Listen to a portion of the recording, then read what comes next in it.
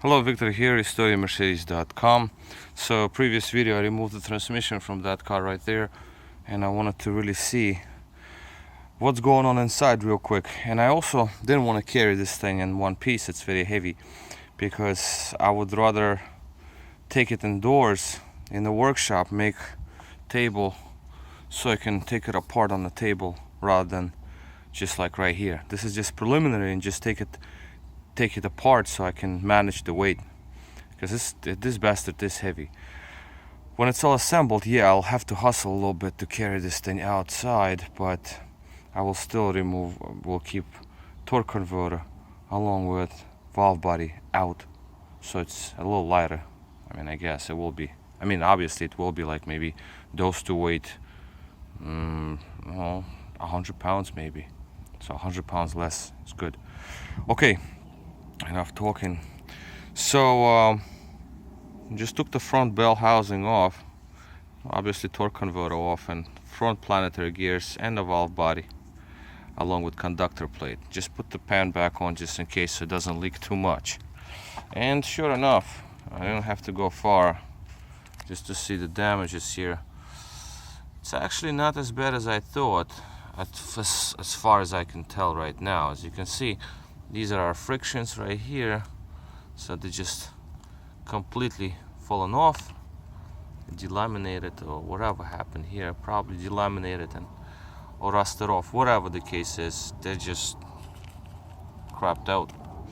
The rest are there, but obviously since we have a couple of frictions missing, we have gap here. So when you have gap, then obviously there might not be enough pressure to push and compress all of these. It's going to be slipping in any event. It's just, you can't have it. Okay.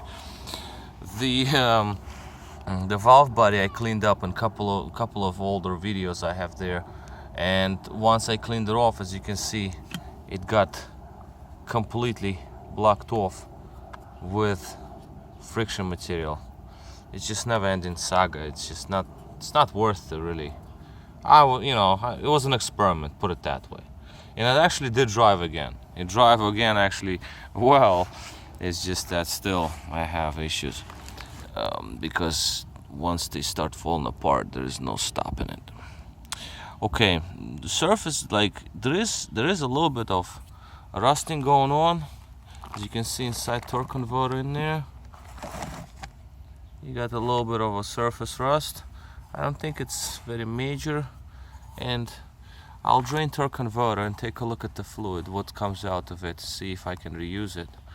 Again, this car was cheap, but again, it's still a budget that I have to allocate for it. I can't just like mess around, go and buy like $6,000, $7,000 transmission. It makes completely no sense.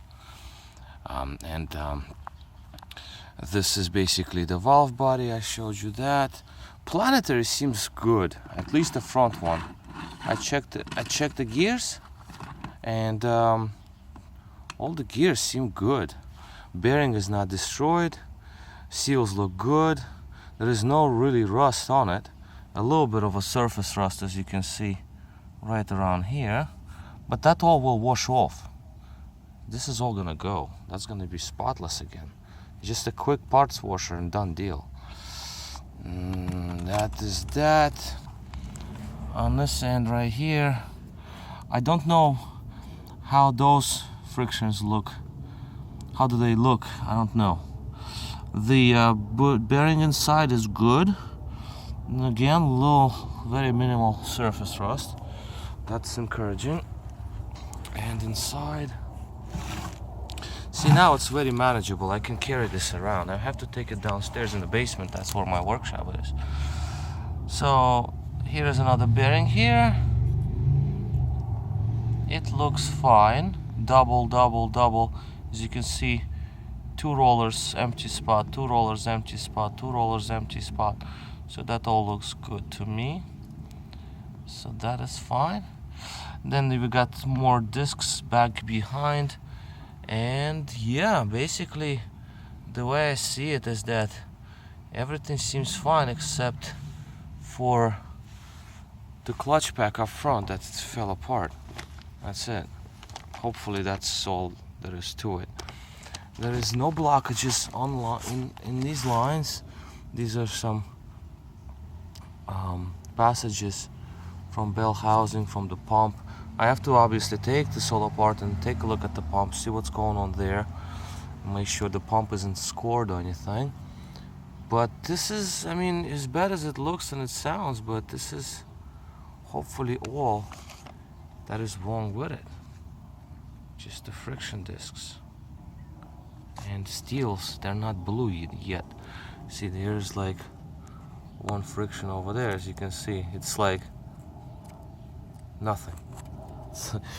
Well, I'll make another video when I take them apart. This is just preliminary kind of situation. And I'm thinking, should I just get rebuild kit and just rebuild it and call it a day and put it back? I think that's what I'm going to do, to be honest with you. And I'm going to leave torque converter. I might be able, well, I'll drain the fluid, I'll take a look. But maybe I'll call around and see, maybe I can find somebody who can flush the torque converter just in case. But again, there are no metal shavings. This is all friction material, so that's, even if it's in there, I don't think it's going to matter that much. And again, the car drove just fine. It was just once frictions fall apart, then they clog up the filter. Actually, as a matter of fact, let's take a look at this thing. This filter was installed for just I don't know, like not even a day, and you already see, I don't know if you can't see, clogging up inside the filter. And now you can't see this damn phone. The lens is cracked on the camera, so don't. There, if you can see it, great.